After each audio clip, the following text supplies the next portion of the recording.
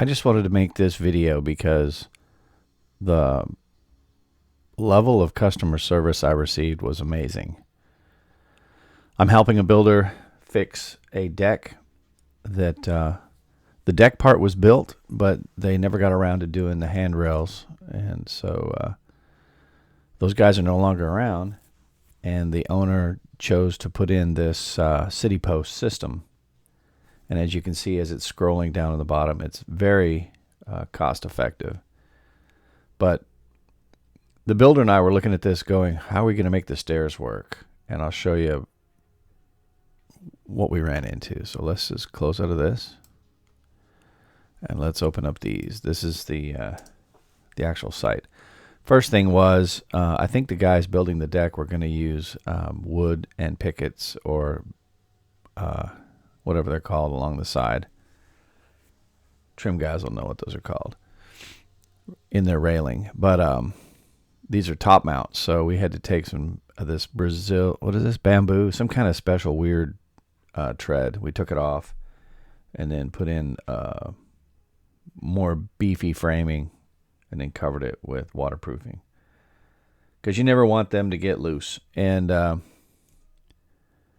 this is the planks. They come in 6-foot lengths, and they're designed for hidden fastener. So this would be an end cap one since it didn't have the groove. But there's some really interesting features about this you'll see as we go along. And all I did here was take pictures that I had already lagged in the support up here. As you can see, there's a black, hey, good, the sonar works. You can see the lag screws that I'm putting in right here. We'll go through this. Now here's how these connect. They're 6 feet long, and then they have a tongue and groove.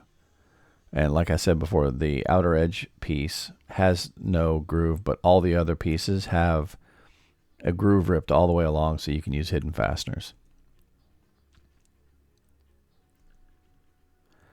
So we got this part up, and we turned the corner, and as we were looking down the stairs, we spaced out everything where it went. It's an inch back and an inch in from the side, and as we worked our way down, we realized the slope part of the handrail was going to land right where we had to turn and go down here.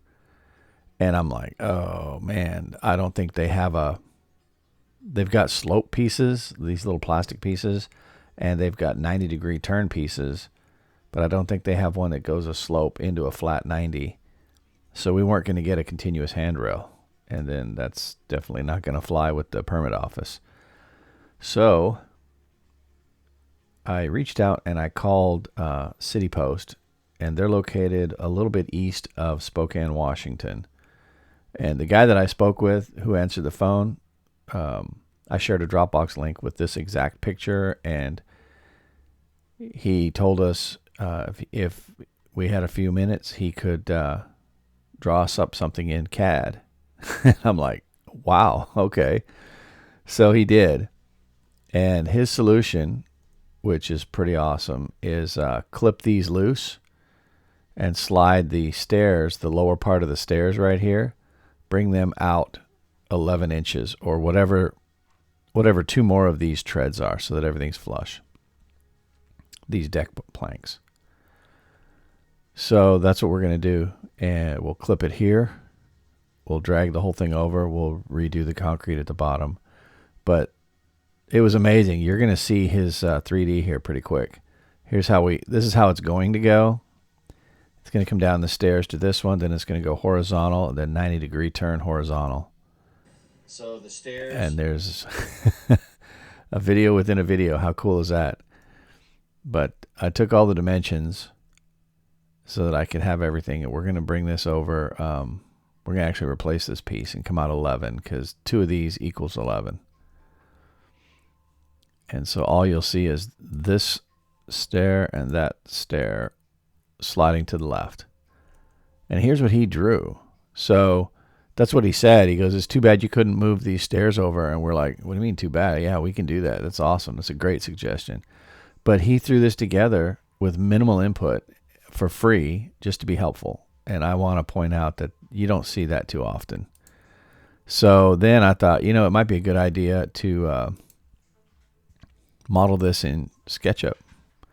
I used to think SketchUp was for little babies because I didn't know. Big primary colors and blocks and circles. I had no idea. But boy, was I wrong. SketchUp is really amazing.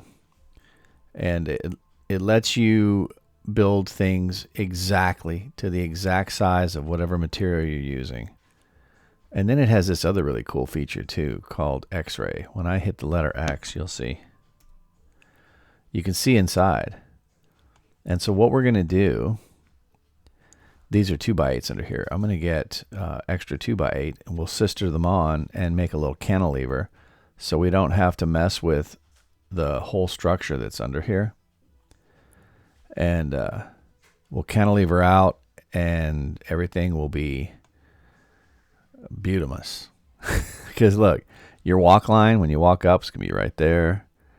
And all the load will be transferred onto these. And there's a beam under here. I haven't drawn that in yet, but there's actually a beam under here. And if not, I'll put one in. But I know that this ledger is not the only thing holding the deck together out here. But, man, so some of the little things, like see how those pieces come together right there? That's how they're going to go. And then the kit sells a special angled cap that makes the transition seamless so you don't get your hand stuck in there. And you self-tap screw it in from the sides. It's pretty nice. But man, SketchUp, holy moly. I was able to draw one. I made one piece of 1/4 inch. It's thicker than it is really. But so I could see it, and then 4 inches on center, then group it all. And then up here where it's a different size, I was able to take the one that was like one panel size and use the scale tool, which is up here. It's just above where I'm clicking right there. And if you grab the right scale button, it just goes horizontal and it doesn't get any fatter. So if you haven't tried SketchUp lately, you should. It's really amazing.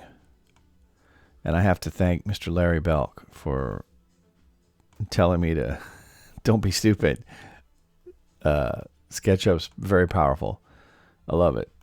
And it lets the customer see what it's supposed to look like. I couldn't build this in Chief Architect. I would be using polyline solids for most of this. So I might as well just do it in SketchUp because it's so much easier to manipulate. But anyways, I thought you all would have fun seeing the reality and then seeing the SketchUp.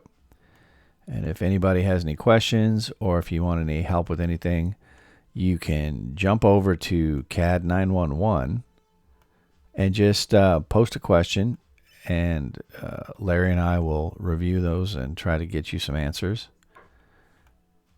Because there's nothing better than thinking it through in a good design and then just going and building it.